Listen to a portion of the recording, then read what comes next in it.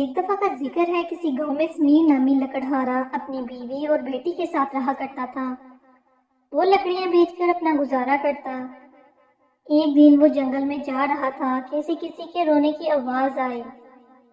اس نے ادھر ادھر دیکھا اور آگے بڑھ گیا، لیکن آواز پھر آنے لگی۔ اب وہ آواز کی سمت بڑھا۔ تھوڑی دور جا کر دیکھا تو ایک بچہ رو رہا تھا۔ سمیر نے بچے سے رونے کی وجہ پوچھی تو بچے نے کہا، میرے ماں باپ کل اس نہر میں ڈوب گئے اور میں اکیلا رہ گیا۔ سمیر نے کچھ سوچا اور اس بچے کو گھر لے گیا۔ بچے کو بیوی کے حوالے کر کے وہ لکڑیاں کاٹنے چلا گیا۔ آج اسے لکڑیاں لے کر بازار جانا تھا۔ وہ بازار گیا تو ایک فیکٹری کے سیٹ نے اس سے کہا، آج سے تمہاری ساری لکڑیاں میں ہی خریدوں گا۔ یہ سن کر سمیر خوش ہو گیا۔ سیٹ نے اسے دگنی رقم دی تھی۔ اس نے بچے کے لیے کچھ کپڑے خرید لیے اور گھر آیا۔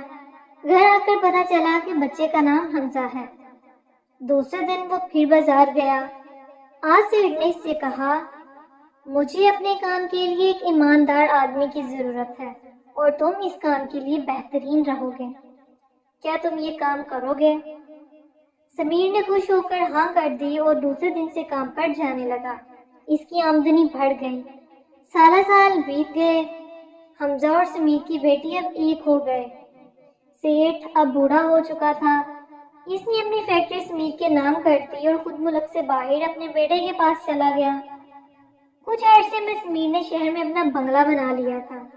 اب وہ لوگ اس بنگلے میں رہنے لگے۔ سمیر نے حمزہ کی شادی اپنی بیٹی سے کر دی۔ اب وہ لوگ ہنسی خوشی سے رہنے لگے۔